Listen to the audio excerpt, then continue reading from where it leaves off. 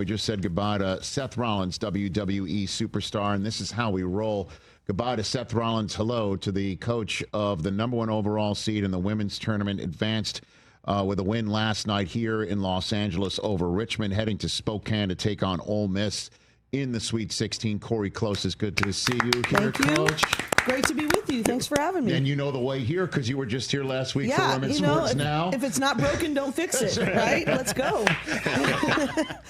So if you survive in advance, we'll see you next week. We'll see you next week. Let's just speak it into existence. I just know it meant everything to the Women's Sports Now crew to have you as the first in-studio guest for that program. It's about women's sports once a week, 1 hour. It's all good, Well, and so kudos it's great. to them, though. Like we have such a need to be telling more of the women's sports stories, and to have the pride in that show, and then to be able, for me, it was just such an honor to be a part of it, because that's my biggest thing. If we're going to continue to move the sport forward, we got to have great storytelling, and there's so many great stories to tell, and they're telling them. And I appreciate you saying that, and I kind of go back and forth about it, and I'd love to get your thoughts on it. It's just that at some point we shouldn't have the need to say, hey, let's talk about these stories because the play speaks for itself. You know what I'm saying? And I wonder where you sit on that. I would say the play has been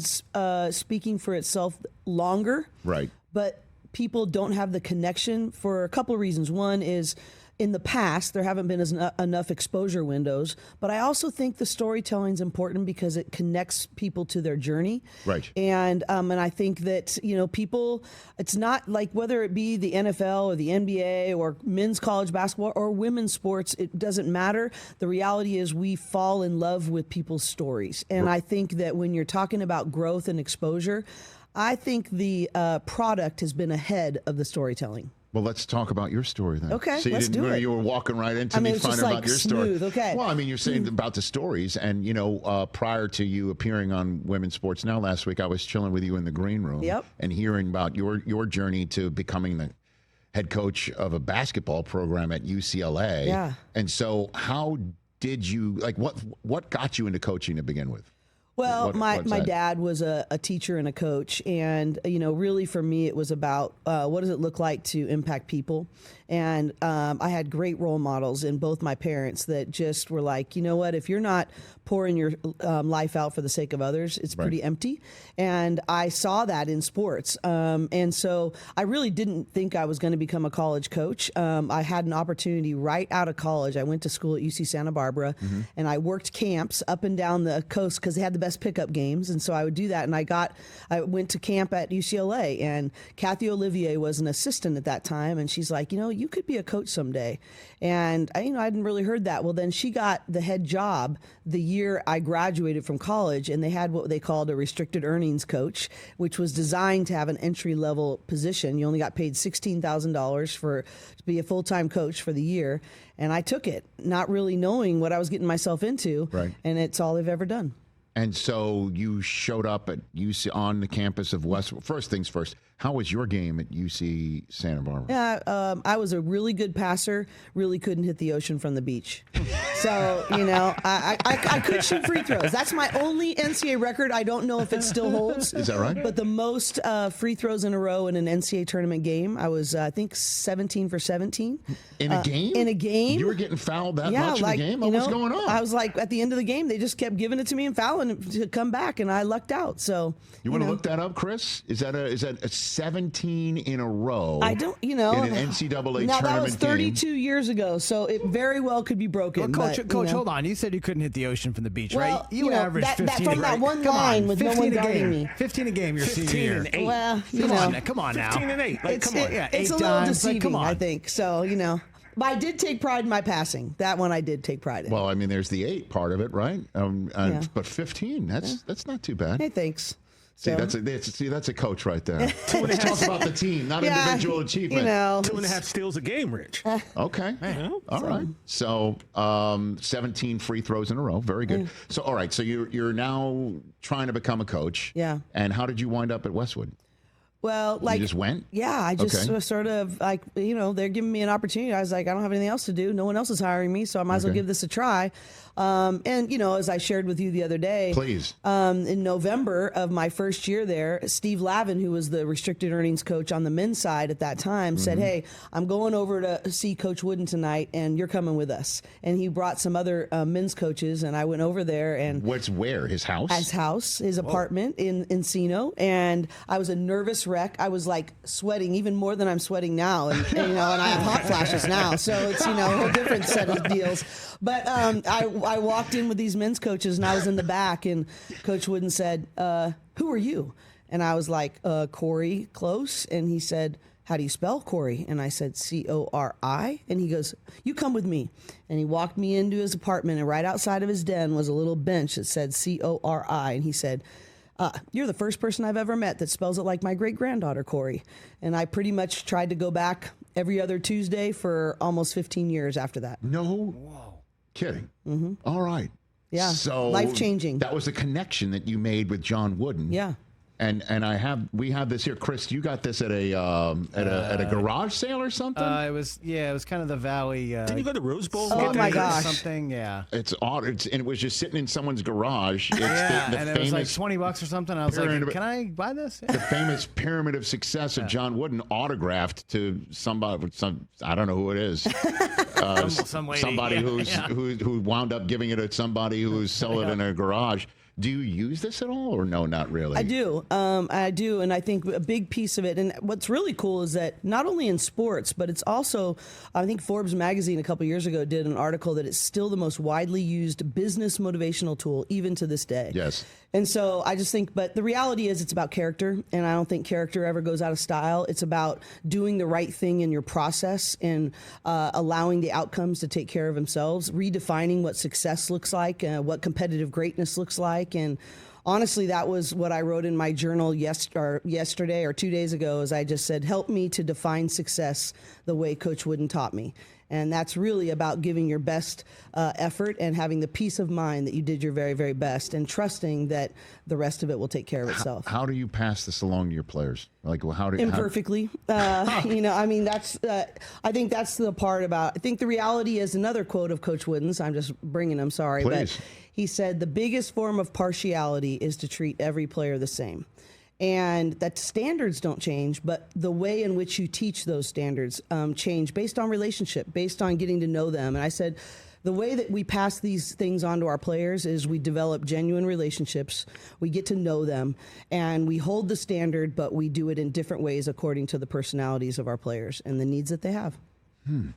I've got Cori Close here, UCLA head coach, heading to Spokane to take on Ole Miss. And so where are you now on this problem? And by the way, NC State has advanced. It would be interesting if, Florida State winds up advancing too, because that was part of your history My journey, as well, yeah. right? 7 years in Tallahassee. I loved every second of it. It was awesome. And Right.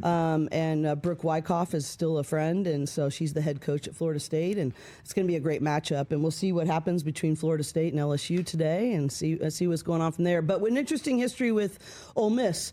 Christine Iwala on their team is a transfer from us, and we love her. It's one of those great, and it's amazing because the transfer portal opens today in college athletics, which is our basketball. And the reality is she's one of those stories, is a great reminder that, everybody has a story and why, and we really actually supported this, and we have a great relationship to this day. And so we've watched a lot of their games. We celebrate her and her experience with Ole Miss, but we're very familiar as a result because we've been following her and the team all year long. And so the fact that we're matching up in Spokane is going to be a really fun battle. Yeah, I'm sure. No doubt about that. And so, again, I was there last night, as you know. Thank you. Of course. It's a great time. It's a great time. And certainly, we have an 11-year-old daughter to show, what you're doing with your players and what have you. Who dances better than you, too. That's, Taylor's got you on that, but okay. Thank you, Coach. Sorry. You know what? I supported that you did it. I was supportive that you did it. I thought it was good that way. Thank she you. just has better moves. By the way, guilty as charged. Okay. For sure. And Chris, watching here on this front, Chris, you think that is not acceptable, these maneuvers right there? Thank you. As I, like I said, heating up over here. No problem. But like I was right there in a timeout.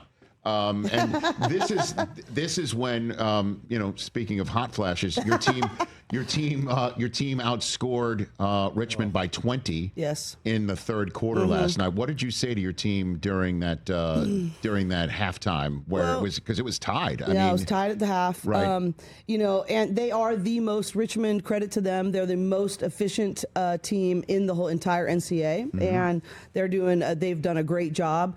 The reality for us is that we were making a lot of mistakes, and I literally walked in the locker room like, everybody take a deep breath, like, let's regroup. These are the actions in which we're struggling with. Right. We're going to rotate in how we handle our help side a little bit differently, and we're going to have to win this with our defense. We were fine offensively. We were scoring at a very efficient rate when we had a chance, but it's really hard when they make you play defense for so long. Right. And, they stretch us out, and it's a hard matchup for our team.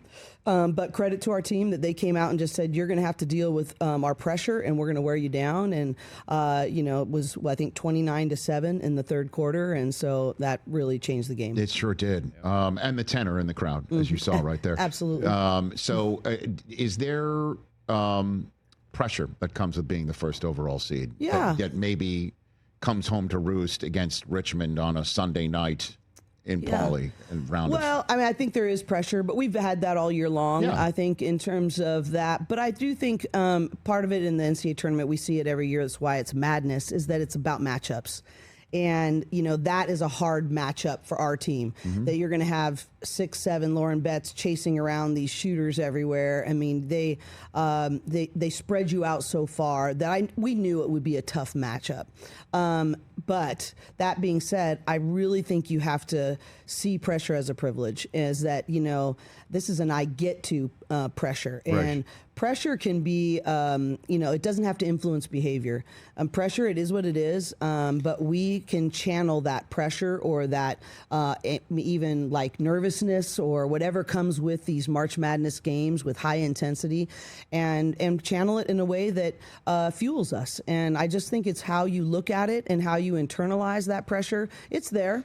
But wouldn't most people want that kind of pressure? That means we're at a level of excellence that warrants that. And so embrace it and make the next right step. Yeah, Betts was around the three-point arc defensively quite a bit last night. You could see that certainly in the first half more than the second half. And I mean, clearly, as you guys are fortunate enough to survive and advance, you're going to see way more and more of that with people who I'm not denigrating at all, who might have the roster size to do more damage. Right. Like, and that's, I'm sure, what you and your staff are working on as you head to Spokane right now. And I just think how it narrows. If you look at who's left in the field. Yes. There actually really aren't very many Richmonds left, so to speak, in that. And they're such a good team, but that actually bodes well for us, because I just think the style of play, there's a little bit more traditional styles and balance of bigs and guards and all of those things that I think actually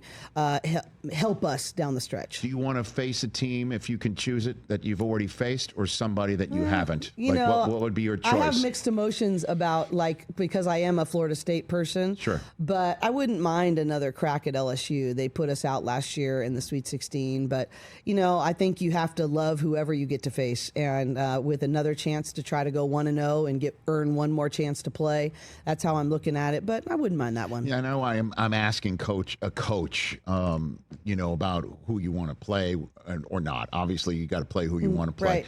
I just know, obviously, from the NFL, my area that I've been with for 20-some-odd years, you don't want to face a team for a third time, right? No. A division opponent, you face it a third time in the playoffs.